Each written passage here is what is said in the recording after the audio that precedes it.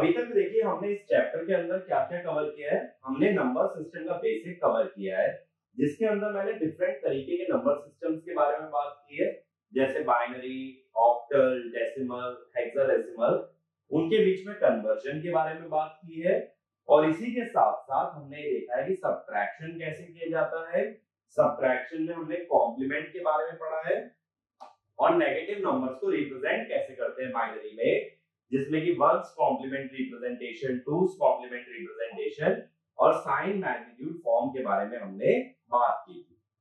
अब इस वीडियो के अंदर मैं आपसे कुछ नई टॉपिक को डिस्कस करने वाला हूं। जो टॉपिक आज हम डिस्कस करेंगे उसे हम कहते हैं बाइनरी कोड्स। अगर सिंपली पहले तो एक कोड की अगर बात करें, कोड का मतलब क्या होता है? कोड का मतलब ये होता है एक सेट ऑफ रूल्स जिन्हें फॉलो करके हम बाइनरी नंबर को रिप्रेजेंट करने वाले हैं। तो बात ये आती है कोड की जरूरत क्या पड़ती है। देखो, कोई भी डिजिटल में हम क्यों आए थे? डिजिटल के अंदर मैं इसलिए आया था क्योंकि डिजिटल में प्रोसेसिंग करना आसान था। तो जब मैं डिजिटल डेटा भेजता हूं ट्रांसमीटर से रिसीवर, तो रिसीवर को अगर वो डेटा को समझना है, रिसीवर अगर ये जानना चाहता है कि क्या इंफॉर्मेशन मुझ तक भेजी गई है, तो उसे ये बात की समझ होनी चाहिए कि ट्रांसमीटर ने क्या रूल्स का यूज करते हुए इस इंफॉर्मेशन को 0 और 1 की फॉर्म में रिप्रेजेंट किया था। ऐसे क्या रूल्स अप्लाई किए गए थे जो ये डेटा जनरेट हुआ, तभी वो उस डेटा को इंटरप्रेट कर पाएगा। एक सिंपल सा एग्जांपल देखो, बहुत जगह पिक्चर्स में, मूवीज में तुमने देखा होगा कि आर्मीज के बीच में जो बात होती है, जो एक सोल्जर दूसरे सोल्जर तक मैसेज कन्वे करता है, वो एक कोडेड फॉर्म में होता है। वो कोड सिर्फ एक ही बंदा समझ सकता है जो ये जानता है इस सेंटेंस में, इस पैराग्राफ में किस वर्ड का मीनिंग क्या निकलना चाहिए। तो हम क्या चाहते हैं कि बाकी लोग उस मैसेज को इंटरप्रेट ना कर पाए, बाकी लोग उस मैसेज को ना समझ पाए, हम क्या कर देते हैं, उसे कोड कर देते हैं। कोड कर देने से फायदा क्या होता है कि बाकी जनता के लिए जो मैसेज यूजलेस है, वो सिर्फ एक बंदे के लिए मैसेज यूजफुल है। सेम वे में बाइनरी कोड में कुछ ऐसे कोड्स डिफाइंड है जिनमें स्पेसिफिक सेट ऑफ रूल्स का यूज करते हुए हम लोग डेटा को कोड कर देते हैं, और उस डेटा को समझ वही सकता है जो पहले से ही जानता हो कि कोडिंग किस रूल्स के तहत की गई है। ठीक है, तो ऐसे कुछ कोड्स की हम बात करने वाले हैं, ताकि अगर ये टेक्निकल टर्म्स कहीं यूज होते हैं तो तुम्हें ये समझ आना चाहिए कोड लिखा कैसे गया है। अब देखो, सबसे पहला जो कोड हम आज बात करेंगे उसे हम बोलते हैं बाइनरी कोडेड डेसिमल, जिसका शॉर्ट फॉर्म होता है BCD। अब बाइनरी कोडेड डेसिमल नाम का मतलब समझो, डेसिमल की डिजिट्स को अगर बाइनरी में कोड कर दिया जाए तो उसे बोलते हैं बाइनरी कोडेड डेसिमल या फिर BCD। कहने का मतलब ये हुआ, देखो डेसिमल में कितनी डिजिट्स होती है? डेसिमल में डिजिट्स होती है 10, 0 से लेकर के 9 तक। अब मुझे पता है 3 बिट का अगर यूज करता हूं तो कितने कॉम्बिनेशन बनते हैं? 2 की पावर 3 यानी कि 8। अगर 4 बिट का यूज करते हैं 2 की पावर 4 यानी कि 16। अब डेसिमल में कितने डिजिट्स है? 10। तो 10 नंबर को अगर बाइनरी में लिखना है तो 3 बिट्स में तो सिर्फ 8 नंबर लिख सकते हो, 10 तो नहीं लिख पाओगे। तो 10 नंबर को बाइनरी में लिखने के लिए 3 बिट से काम नहीं चल पाएगा, हमें यूज करनी पड़ती है 4 बिट्स। लेकिन फिर बात ये आती है 4 बिट के कितने कॉम्बिनेशन बनते हैं? 16। लेकिन मुझे चाहिए कितने? 10। इसका मतलब है बचे हुए 6 जो हमारे कॉम्बिनेशन है वो अनयूज्ड रह जाएंगे या वो वेस्ट हो जाएंगे। ठीक है, तो देखो कभी भी कोडिंग अगर करते हो, number of bits required is equal to n है सपोज। तो ये n एक ऐसा नंबर होता है such that 2 की power n must be greater than equal to m. m is number of symbols. ठीक है, तो जितने सिंबल्स को शो करना है, यहाँ कितने सिंबल्स को शो करना है, 10 सिंबल्स को। कौन से 10 सिंबल? 0 से लेकर के 9 तक 10 सिंबल आते हैं, उन्हें किसमें रिप्रेजेंट करना है? बाइनरी में। तो कैसे डिसाइड करोगे कितनी बिट यूज करनी है? 2 की power n should be greater than equal to 10। 10 से जस्ट बड़ा 2 की कौन सी पावर होती है? 4, क्योंकि 2 की पावर 4 क्या होती है? 16। अगर 2 की पावर 3 ले तो वो क्या आता? 8, और वो 10 से छोटा हो जाता है। अब इसका मतलब है 4 बिट्स का मैं यूज करने वाला हूं। तो देखो, पहले मैं डेसिमल नंबर्स का लिख रहा हूं, और फिर इधर बाइनरी कोड लिखूंगा उसका। और इनकी वेटेज क्या होती है? 2 की पावर 3, 2 की पावर 2, 2 की पावर 1, 2 की पावर 0। अब डेसिमल नंबर अगर 0 है तो यहाँ पे क्या लिखोगे? 0, 0 में कोई भी नंबर नहीं आना चाहिए। 1, 1 को कैसे लिखोगे? 0 0 0 1। 2, 0 0 1 0। 3, 0 0 1 1। 4, 0 1 0 0। 5, 0 1 0 1। 6, 0 1 1 0। 7, 0 1 1 1। 8, 1 0 0 0। 9, 1 0 0 1। ठीक है, तो अब ये 10 नंबर को हमने रिप्रेजेंट कर लिया। अब इसका मतलब है बचे हुए जो 6 कॉम्बिनेशन होते वो अनयूज्ड रह जाएंगे। कौन से 6? 10 से लेकर के 15 तक जो नंबर्स आते, तो अनयूज्ड कौन से रहने वाले हैं? अब 10 को कैसे लिखते हैं? 8 प्लस 2। 11 को कैसे लिखते हैं? 8 plus 2 plus 1। 12, 8 plus 4। 13, 8 plus 4 plus 1। 14, 8 plus 4 plus 2। 15, 8 plus 4 plus 2 plus 1। तो ये जो 6 कॉम्बिनेशन है ये बीसीडी कोड का हिस्सा नहीं है, तो इनको हम लोग यूज नहीं करेंगे। इसका मतलब है अगर कोई नंबर को बीसीडी में लिखा जाए तो वो कॉम्बिनेशन इन्हीं 10 में से एक होना चाहिए। इसके आगे के कॉम्बिनेशन ये इनवैलिड हो जाते हैं इन केस ऑफ बीसीडी, इनका यूज नहीं कर सकते। अब बात है किसी नंबर को बीसीडी कोड के अंदर कैसे लिखा जाता है। मान लो 5 डिजिट का एक नंबर मैं देता हूं। अब तुम्हें क्या करना है? उस नंबर में हर डिजिट को उसके कोड से रिप्लेस कर देना है, सिर्फ इतना काम करना है। ठीक है, क्या करोगे? फिर से सुनो, डेसिमल में एक नंबर दे रहा हूं, 5 डिजिट का नंबर है, तो पांचों डिजिट को 4-4 बिट से रिप्लेस करोगे। और कहां से देखोगे कॉम्बिनेशन? इस टेबल से। जैसे मान लो पहले डिजिट 3 है, तो 3 की जगह क्या लिख दोगे?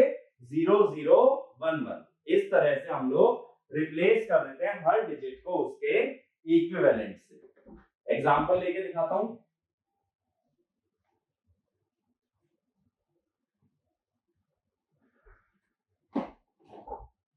देखो, जैसे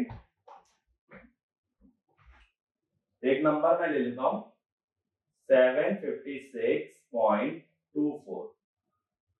मैं कहता हूं मुझे इसका बताओ कि बीसीडी कोड क्या हो। तो देखो क्या करोगे? 7 का लिखो, 0 1 1 1। 5 का लिखो, 0 1 0 1। 6 का लिखो, 0 1 1 0। 2 का लिखो, 0 0 1 0। और 4 0 1 0। तो ये कौन सा कोड बन गया? BCD code. इसमें ना तो 2 से डिवाइड करना, ना 2 से मल्टीप्लाई करना, किया क्या है? हर डिजिट को उसके बाइनरी इक्विवेलेंट से रिप्लेस कर दिया है। जबकि जब हम डेसिमल से बाइनरी जाते थे तो याद करो मैंने क्या बताया था? इंटीजर पार्ट को बार बार 2 से डिवाइड करते हैं और डेसिमल पार्ट को बार बार 2 से मल्टीप्लाई करते हैं। यानी बीसीडी कोड में कन्वर्ट करना आसान है as compare to decimal to binary conversion. ठीक है, अब देखो बीसीडी के अंदर ही बहुत सारे ऑपरेशन हो सकते हैं जैसे एडिशन और सब्ट्रैक्शन। तो ये बताता हूं किस तरह से किया जाता है बीसीडी में एडिशन और सब्ट्रैक्शन। क्योंकि जो बीसीडी एडिशन वगैरह का जो केस है ना, ये तुम्हारा माइक्रो प्रोसेसर के अंदर यूज होता है। वहां स्पेसिफिकली एक इंस्ट्रक्शन आती है DAA, डेसिमल एडजस्ट एक्यूमुलेटर, और वो क्या करता है कि जो भी तुम्हारा रिजल्ट होता है उसे बीसीडी में कन्वर्ट कर देता है। ठीक है, तो इसीलिए हमें ये भी देखना जरूरी है कि बीसीडी में अरिथमेटिक कैसे होता है।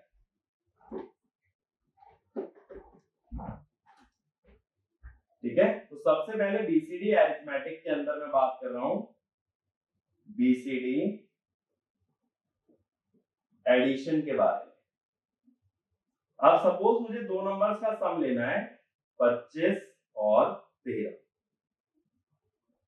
ठीक है, अब 25 के लिए 2 को किस में लिख लोगे?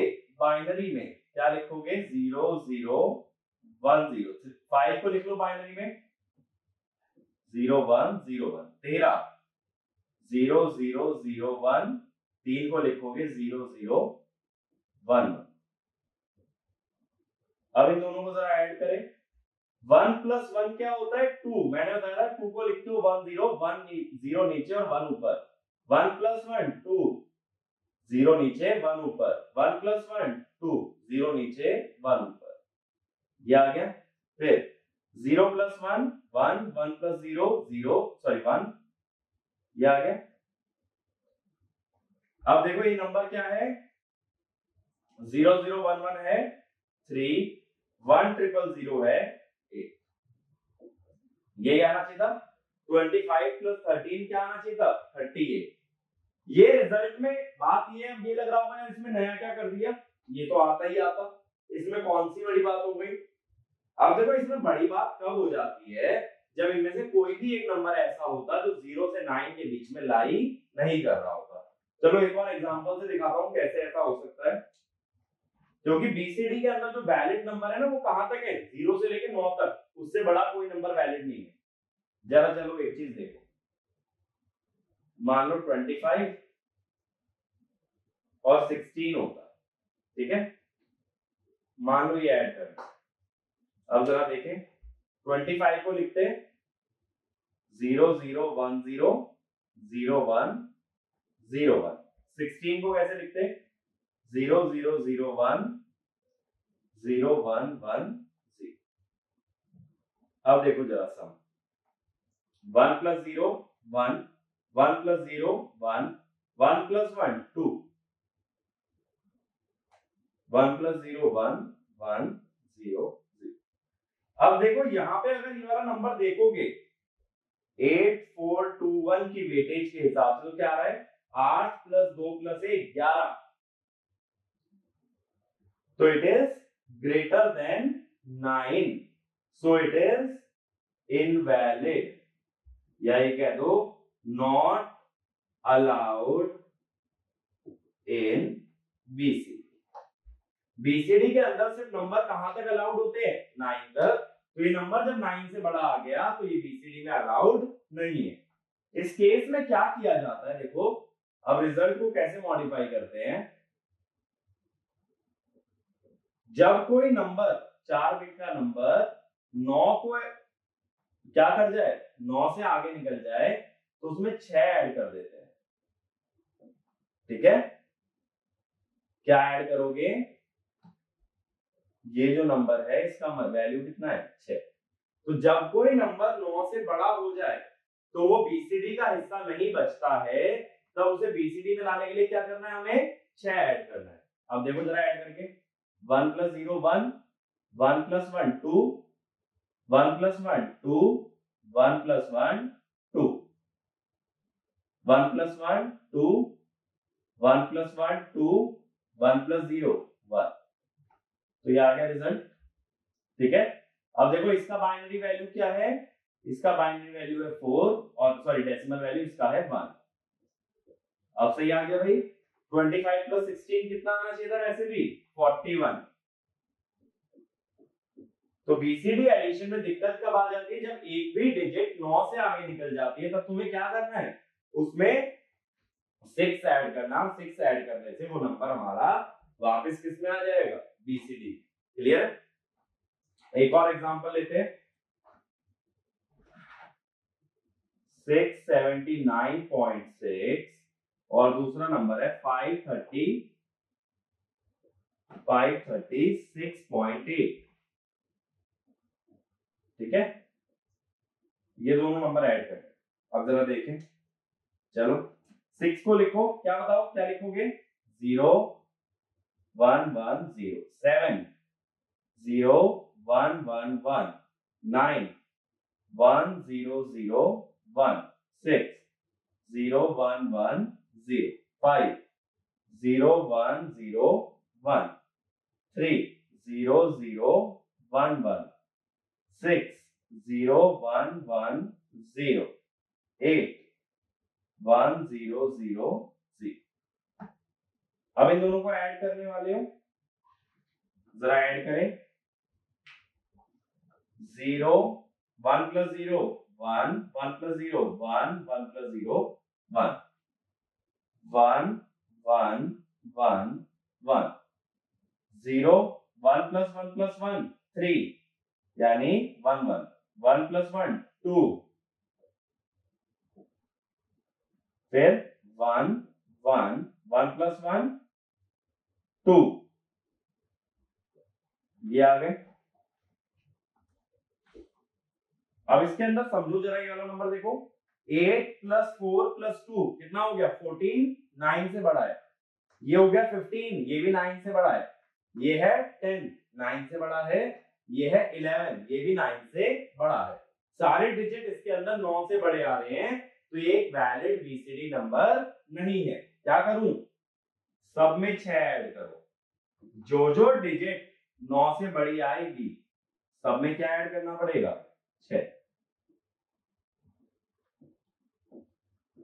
ठीक है, अब जरा ऐड करें, देखो 0 plus 0 0, 1 plus 1 2, 1 plus 1 plus 1 3, 1 plus 1 2, 1 plus 1 2, 1 plus 1 plus 1 3, 1 plus 1 plus 1 3, 1 plus 1 2, 1 plus 0 1, 1 plus 1 2, 1 plus 1 2, 1 plus 1 2, 1 plus 1 2, 1 plus 1 plus 1 3, 1 plus 1 2 और 1 प्लस 1 2। ठीक है, और यहाँ पे कैरी क्या आ गई, 1। अब देखो इस नंबर की वैल्यू कितनी आ गई, इस हिसाब से ये जो 1 आ रहा है इसको ऐसे लिख लो। अब जरा देखो नंबर कितना आ रहा है, 1 2 1 6.4। अब यही आना चाहिए नंबर, जरा देखें, 6 और 8 14, 15 और 1 16, 11 6 and 5 11 12, यही आ रहा है। तो यानी जब कोई डिजिट 9 से ऊपर निकल जाए बीसीडी एडिशन के अंदर, तब क्या करना पड़ता है, उस डिजिट के अंदर हम लोग 6 ऐड कर देते हैं। इतनी बात क्लियर होती है। ठीक, ठीक है भाई, आगे चलें। अब ये तो पहला एग्जांपल हुआ कि बीसीडी के अंदर अरिथमेटिक कैसे परफॉर्म करते हैं। अब दूसरा एग्जांपल लेता हूं कि बीसीडी के अंदर सब्ट्रैक्शन कैसे परफॉर्म करते हैं।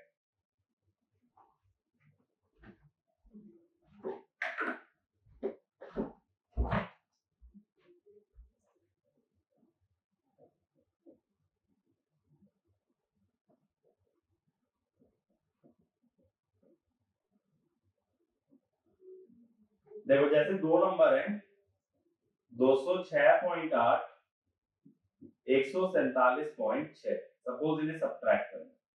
अब मैंने क्या बताया था सब्ट्रैक्शन के अंदर रूल, सब्ट्रैक्शन दो तरह से कर सकते हो, या तो हम लोग कर लें r-1's कॉम्प्लीमेंट का यूज, या फिर हम लोग कर लें आर्स कॉम्प्लीमेंट का यूज, ठीक है। तो कौन सा कॉम्प्लीमेंट यूज करें, एक काम करते हैं दोनों को एक एक बार यूज कर लेते हैं। तो पहले कौन सा कॉम्प्लीमेंट यूज करें भाई, r माइनस वन कर लेते हैं। अब इसका बेस क्या है नंबर का बेस है 10, यानी रेडिक्स है हमारा 10।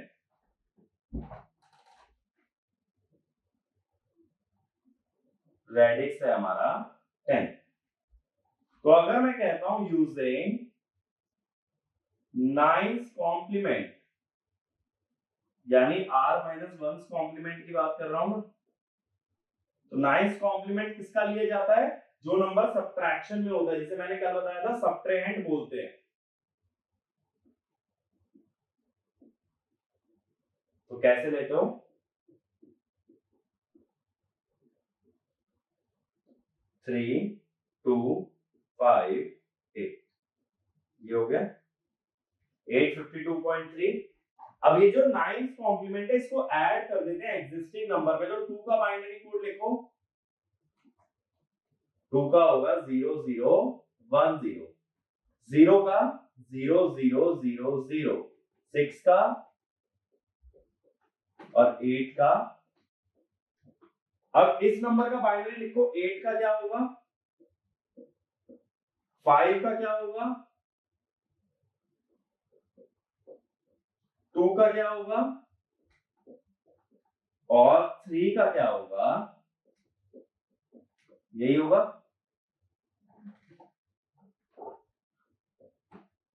अब इनको ऐड करो, 0 plus 1 1, 0 plus 1 1, 0 1, 0 1 plus 1 2, 1 plus 1 2, 1 plus 0 1, 1 0 1 0, 0 1 0 1।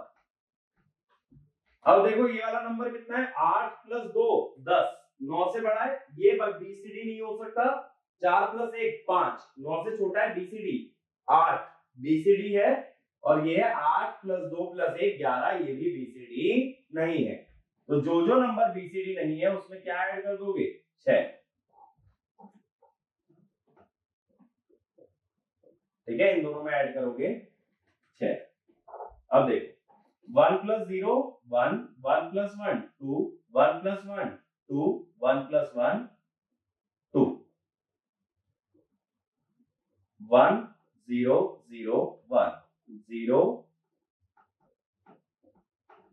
0 1 plus 1 2, 1 plus 1 2, 1 plus 1 2, carry आ गया 1। अब नाइन्थ कॉम्प्लीमेंट में क्या बोला था भाई, नाइन्थ कॉम्प्लीमेंट में बोला था अगर कैरी आती है तो उसको लास्ट डिजिट में ऐड कर दिया जाता है। तो कैरी को हम लोग क्या करेंगे, ये लास्ट डिजिट में ऐड कर देंगे। 1 प्लस 1 क्या हो जाएगा, 2 हो जाएगा, ये हो गया 1 0 0 1, 0 1 0 1, 0 0 0 0, ठीक है।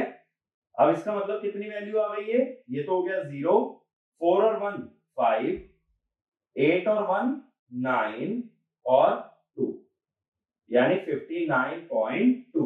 जरा देखें यहाँ पे सब्ट्रैक्ट करके यही बन रहा है, 8 में से 6 गया 2, 16 में से 7 गया 9, फिर ये बचा 19 में से 14 गया 5, यही बन रहा है ना।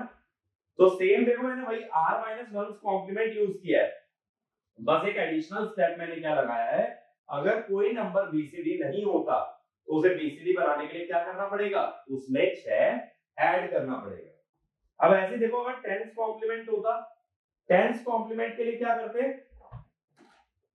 देखो 10th कॉम्प्लीमेंट अगर होता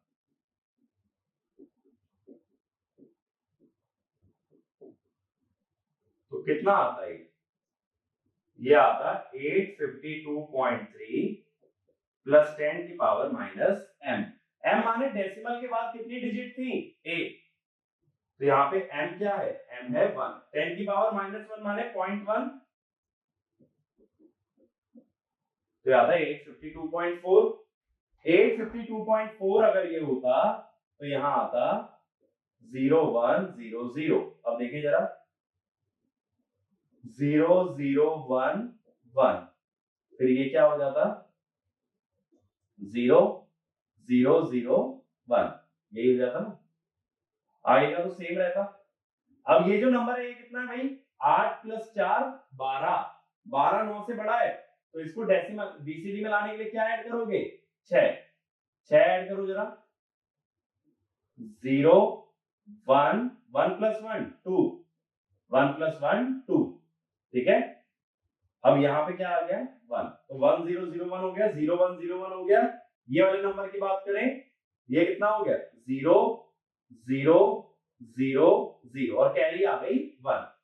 अब हमने ये पढ़ा था, हमने क्या पढ़ा था कि जब टेंस कॉम्प्लीमेंट की बात आती है, अगर कैरी 1 है, आर्स कॉम्प्लीमेंट में बोलते हैं अगर कैरी 1 है तो उसे डिस्कार्ड कर दो और रिजल्ट को एज इट इज लिख दो। रिजल्ट को एज इट इज लिखोगे 059.2, सेम आंसर आ रहा है। बस टेंस कॉम्प्लीमेंट में क्या किया जाता है, अगर कैरी आती है तो उसे डिस्कार्ड कर देते हैं। नाइन्थ कॉम्प्लीमेंट में क्या करते हैं, अगर कैरी आती है तो उसे लास्ट डिजिट में ऐड कर देते हैं। तो बीसीडी सब्ट्रैक्शन भी बाइनरी सब्ट्रैक्शन की तरह चलता है, सेम रूल होते हैं। बस बीसीडी अरिथमेटिक में हमेशा एक चीज याद रखना, रिजल्ट में अगर कोई भी डिजिट 9 से बड़ी आती है तो हमेशा उसमें क्या ऐड करना है, 6। इसी तरह से जब माइक्रो प्रोसेसर की इंस्ट्रक्शन की बात करते हैं, DAA डेसिमल एडजस्ट एक्यूमुलेटर, तो उसके अंदर कुछ भी नहीं होता, उसमें जो आंसर आता है उनकी डिजिट्स को 9 से कंपेयर करते हैं, बड़ी है तो 6 ऐड कर देते हैं, छोटी है तो एज इट इज छोड़ देते हैं।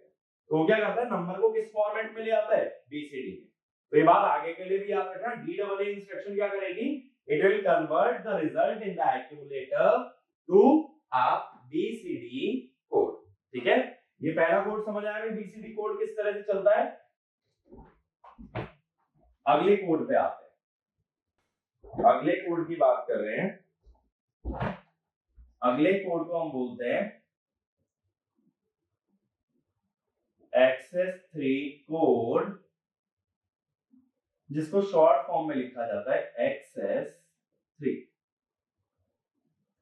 अब देखो जैसा नाम से समझ आ रहा है, एक्सेस 3 का मतलब कि 3 ज्यादा।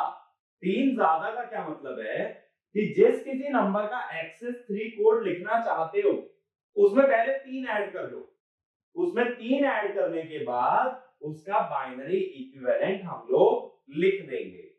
तो देखो जरा किस तरह से ये काम कर रहा है, बहुत सिंपल सा फंडा है। क्लियर हुआ, नंबर में पहले क्या करना है, 3 ऐड करना है और उसके बाद उसका बाइनरी लिख देना है। तो डेसिमल में जब 4 बिट लग रही थी तो एक्सेस 3 में भी 4 बिट लगेंगी, B3 B2 B1 B0, और इनका वेटेज भी लिख देता हूं 8 4 2 1। अब देखो जैसे नंबर है 0, तो एक्सेस 3 में 3 ऐड करोगे, क्या बन गया 3। 3 को बाइनरी में कैसे लिखोगे, 0 0 1 1 1। 3 ऐड किया, क्या बन गया 4। 4 को क्या लिखोगे 0 1 0 0। 2 का क्या बना 3 ऐड करके 5, 0 1 0 1। 3 का क्या बना 6, 0 1 1 0।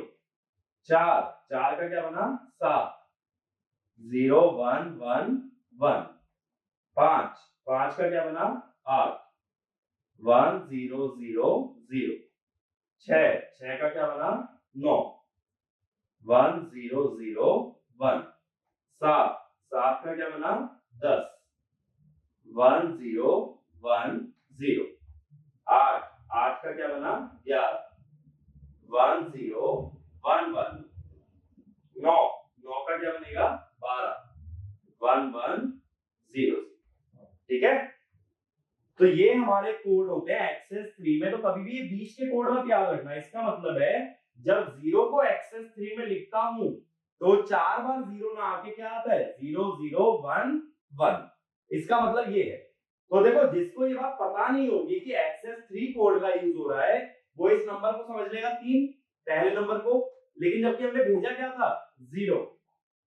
तो जो ये बात जानता है कि एक्सेस 3 कोड के हिसाब से भेजा गया है, वो पहले क्या करेगा, जो नंबर रिसीव होता है उसमें से 3 घटा लेगा और 3 कम करने के बाद उसे पता चलेगा क्या नंबर भेजा गया था।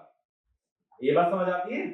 तो हमने क्या किया, जो भी नंबर ट्रांसमिट करना था उसे ट्रांसमिट ना करते हुए उसमें 3 ऐड करके ट्रांसमिट किया, उसे डायरेक्टली हमने सेंड नहीं किया, and that is called as your excess 3 code.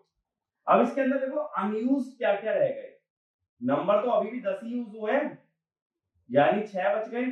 देखो शुरुआत कहां से हुई, 3 से, यानी एक तो 0 बच गया, एक 1 बच गया, एक 2 बच गया। खत्म कहां हुआ, 12 पे, क्या बचा 13, एक बचा 14 और एक बचा 15।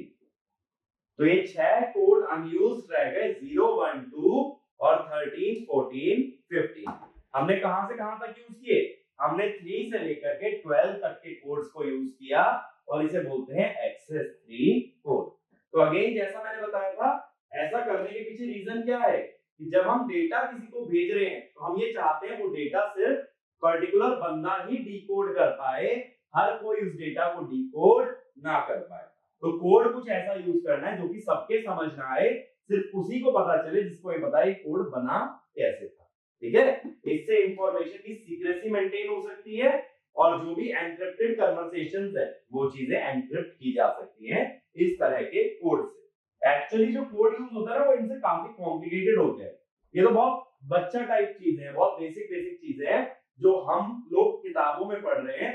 बट एक चीज सोच के देखो, क्या कभी लगता है मिलिट्री की इंफॉर्मेशन इतने सिंपल कोड से भेजी जाएगी? ठीक है, ये तो बहुत छोटी सी चीज है जो हर किताब में लिखी हुई है। तो एनकोडिंग इससे काफी ऊंचे लेवल पे होती है, बट ये सब छोटी छोटी चीजें जान करके मुझे एक बेसिक आइडिया लग जाता है कि इन चीजों के पीछे वर्किंग प्रिंसिपल मेरा क्या है, किस चीज पे ये सब चीजें आधारित हैं। ये समझने के लिए हमें ऐसे कोड्स का यूज करना पड़ता है। ठीक है, अब अगले कोड पे आते हैं। अगला कोड होता है ग्रे कोड। ठीक है, next code is called as your gray code. ये काफी बार सुना भी होगा ग्रे कोड के बारे में, नाम कहीं ना कहीं जरूर सुना होगा सभी लोगों ने, अगर डिजिटल में थोड़ा बहुत भी बैकग्राउंड है। और अगर डिजिटल बिल्कुल ही पहले टच नहीं किया तो बिल्कुल ग्रे कोड के बारे में नहीं सुना होगा।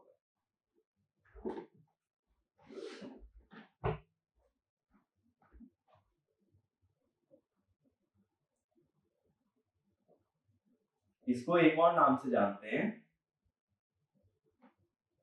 Reflective code. अब देखो जरा एक चीज देखें, अगर पहले मैं बाइनरी में बात करूं, बाइनरी में 1 को कैसे लिखते हो, ये होता है 1। ठीक है, 2 को कैसे लिखते हो, तो यानी देखो जब मैं 1 से 2 आया तो कितनी बिट्स चेंज हुई, ये वाली बिट चेंज हुई और ये वाली बिट भी चेंज हुई। इसका मतलब है एक नंबर आगे बढ़ने में कितनी बिट्स में चेंज आ रहा है, 2 बिट्स में। एक तो लास्ट वाली बिट या लीस्ट सिग्निफिकेंट बिट और एक उससे पहली वाली बिट। अब ग्रे कोड की खासियत ये होती है कि ग्रे कोड में कभी भी एक से ज्यादा बिट में चेंज नहीं आता, यानी जब सक्सेसिव नंबर्स को लिखता हूं तो एक से ज्यादा बिट एक बार में चेंज नहीं होती है, जबकि बाइनरी में एट अ टाइम एक से ज्यादा बिट चेंज हो सकती है। तो अगर कभी कोई पूछता है what is grey code, grey code is a type of binary code in which there is a change of only one bit in successive numbers or in successive code। तो आगे आने वाले कोड में सिर्फ एक ही बिट का change हो सकता है, एक से ज्यादा बिट का चेंज नहीं होगा।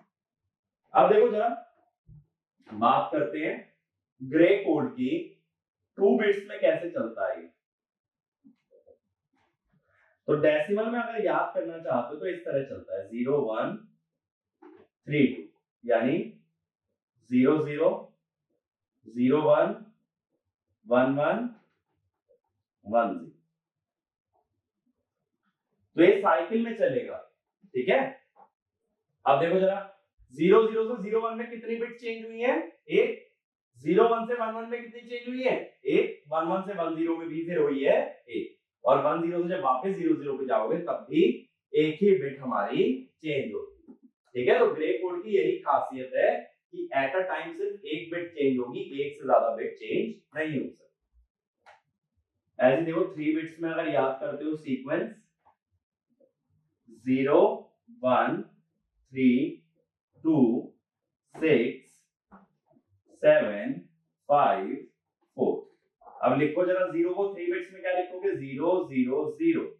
फिर 1 को 0 0 1, 3 को 0 1 1, 2 0 1 0, 6 1 1 0, 7 1 1 1।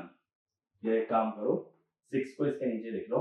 1 1 0, 7 1 1 1, 5 1 0 1, 4 1 0 0। तो इस तरह से चलता है। अब देखो कहीं भी दो सक्सेसिव नंबर्स देख लो, उनके बीच में एक ही बिट का चेंज होगा, एक से ज्यादा बिट का चेंज नहीं होगा। ठीक है, आगे चल के बताऊंगा कि ये जिस ऑर्डर में मैंने नंबर लिखे मुझे याद कैसे है, मैं डायरेक्टली कैसे लिख पा रहा हूं, क्योंकि मैंने के मैप पढ़ा हुआ है। अगर के मैप में गौर करोगे तो ग्रे कोड का ही यूज होता है, और जब ग्रे कोड का ही यूज होता है तो वहां पे जिस ऑर्डर में नंबर लिखे जाते हैं उसी ऑर्डर में क्या बनता है? Grey code. ठीक है, तो के मैप अगर याद है तो ग्रे कोड आसान है। 4 बिट में आ जाते हैं। 4 बिट में देखो अगर डेसिमल में लिखोगे सीक्वेंस 0 1 3 2 6 7 5 4, इसके बाद आता है 12 13 15 14 8 नहीं 10 11 9 8, इस तरह से चलेगा। अगेन ये के मैप से उठा रहा हूं, देखो जरा 0 0 0 0 0 0 0 1 0 0 1 1 0 0 1 0, इसके बाद 0 1 1 0, फिर 0 1 1 1, 0 1 0 1, 0 1 0 0, फिर 1 1 0 0, 1 1 0 1, 1 1 1 1, 1 1 1 0, फिर इसके बाद 1 0 1 0, फिर 1 0 1 1, फिर 1 0 0 1, और फिर 1 0 0 0, और फिर वापस यहां से इधर। तो ये सीक्वेंस कुछ इस तरह से चल रहा है, देखो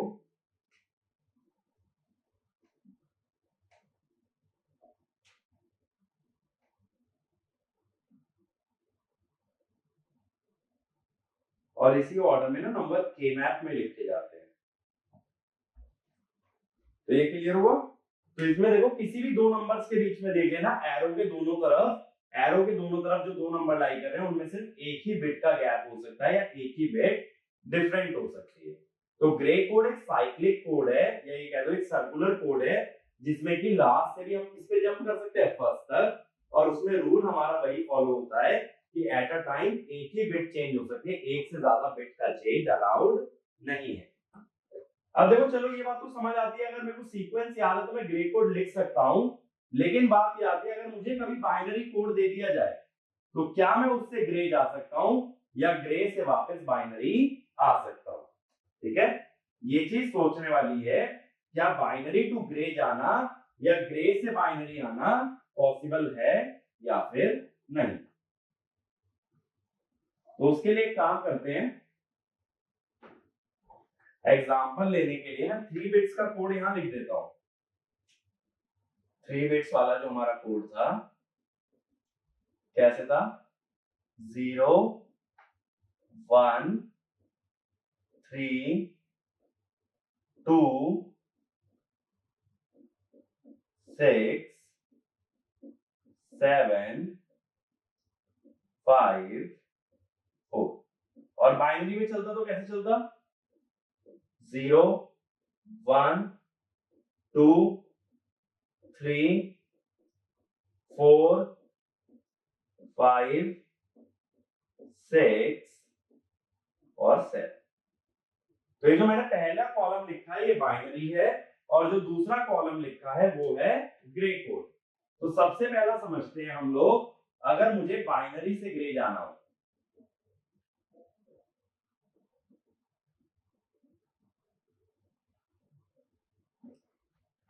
अब देखो बाइनरी और ग्रे में अगर कंपेयर करो तो पहली बिट तो सेम है ना, 0 0 0 0 0 0 0 0 1 1 1 1 1 1 और 1 1।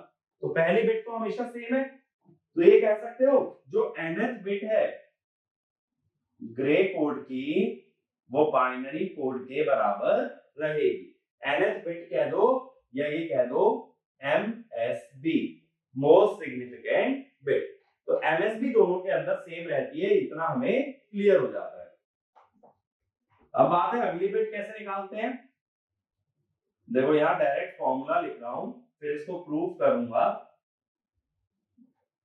इसका क्या मतलब हुआ, MSB लो और उससे अगली बिट लो और दोनों का क्या ले लो, XOR।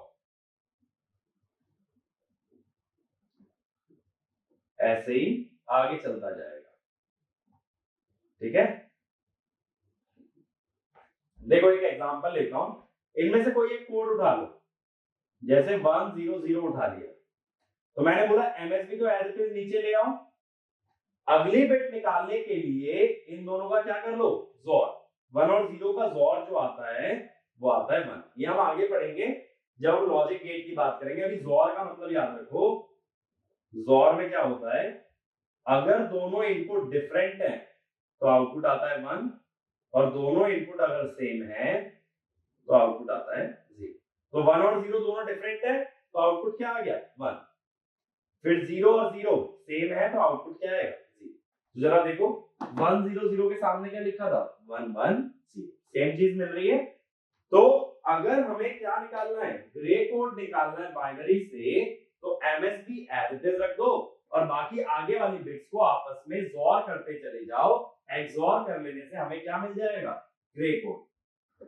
अब ऐसे देखो उल्टे कन्वर्जन की अगर बात करें, उल्टा कन्वर्जन माने अगर वापस आना है ग्रे से बाइनरी। अब ग्रे से बाइनरी आना तो इस इक्वेशन को तो उल्टा ही लिख लो, Bn इक्वल टू Gn, ठीक है। Bn इक्वल टू Gn लिख लिया।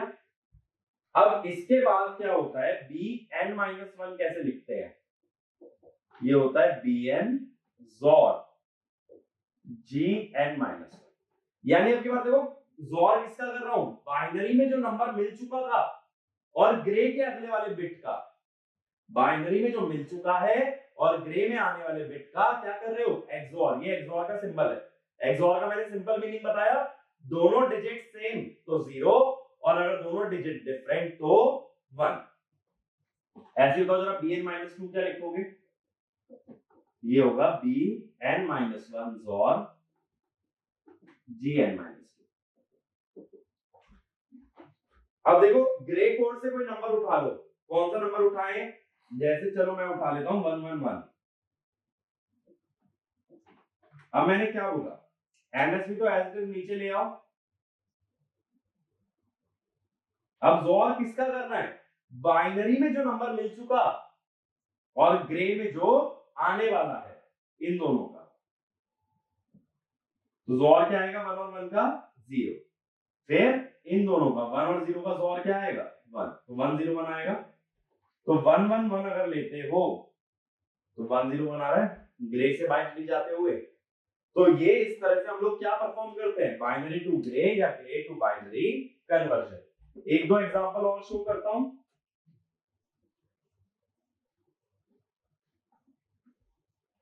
जैसे सपोज 4 बिट का नंबर है,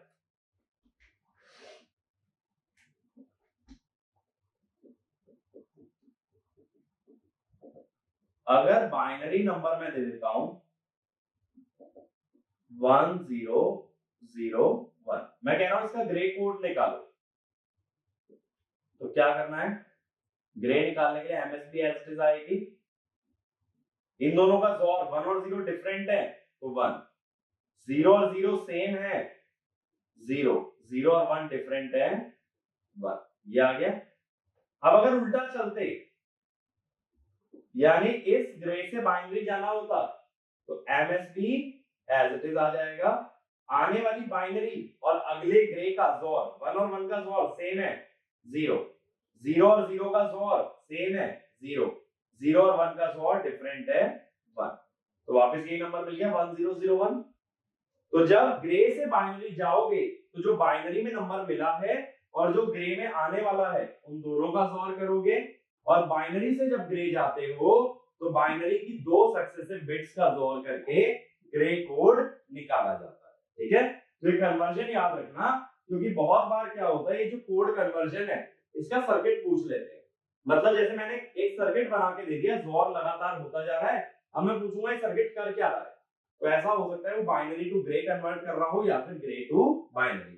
तो ये चीज तुम सिर्फ तब पता लगा सकते हो जब तुम्हें पहले ही मालूम है कि ये कन्वर्जन किया कैसे जाता है। ठीक है, तो ये ध्यान रखो कि ग्रे से बाइनरी और बाइनरी से ग्रे जाने का प्रोसेस क्या है, तभी कोई सर्किट देख के पहचान सकते हो कि ये सर्किट कर क्या रहा है। अब आखिरी कोड पे आता हूं, आखिरी कोड कहलाता है पैरिटी कोड। ठीक है, अब ये पैरिटी क्या चीज होती है,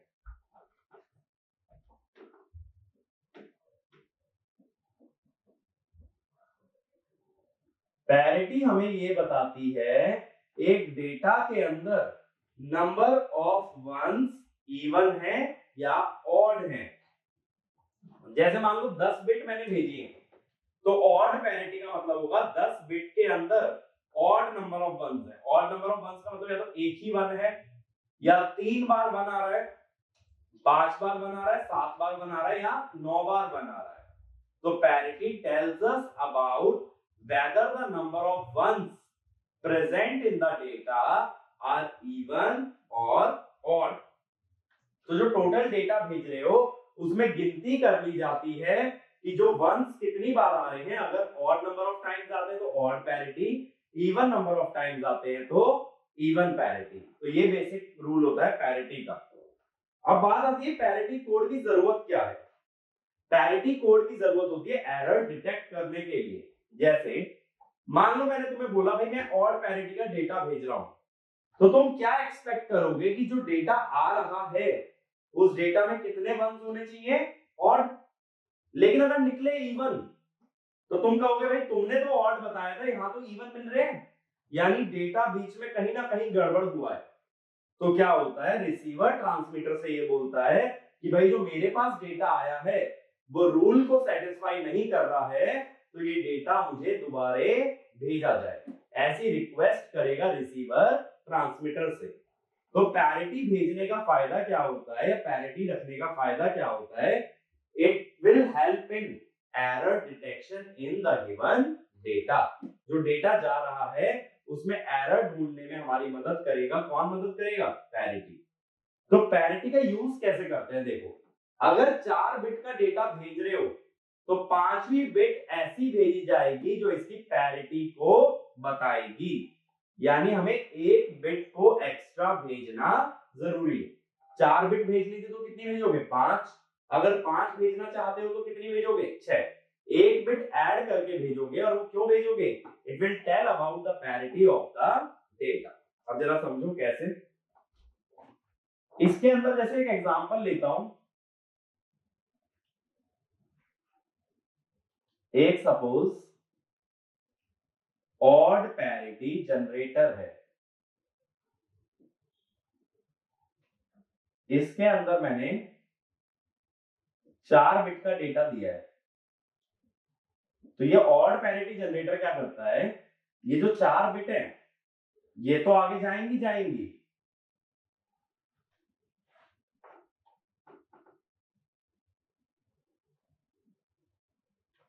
ये तो आगे जानी है।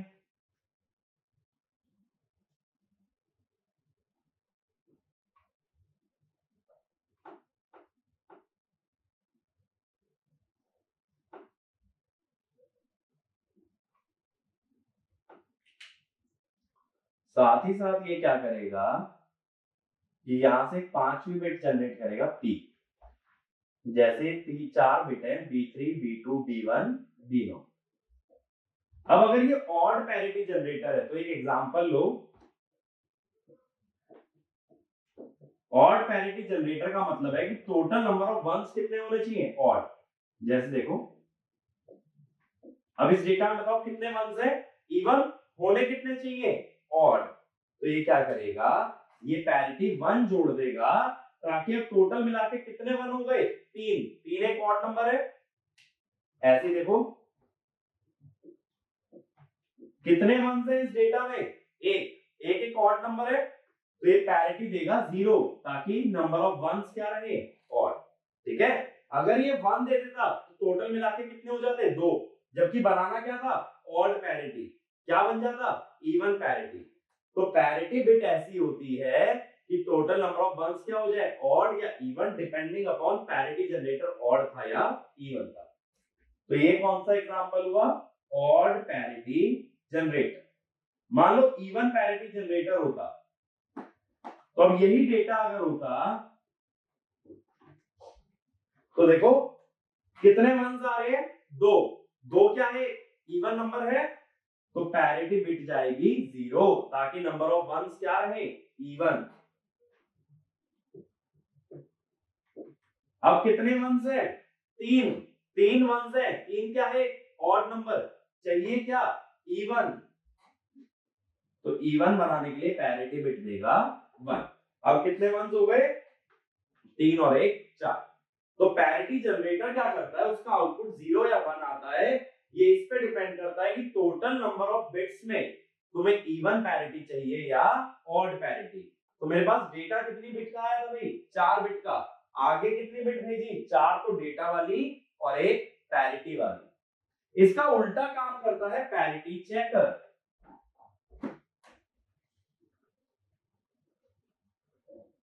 पैरिटी चेकर का क्या काम होता है,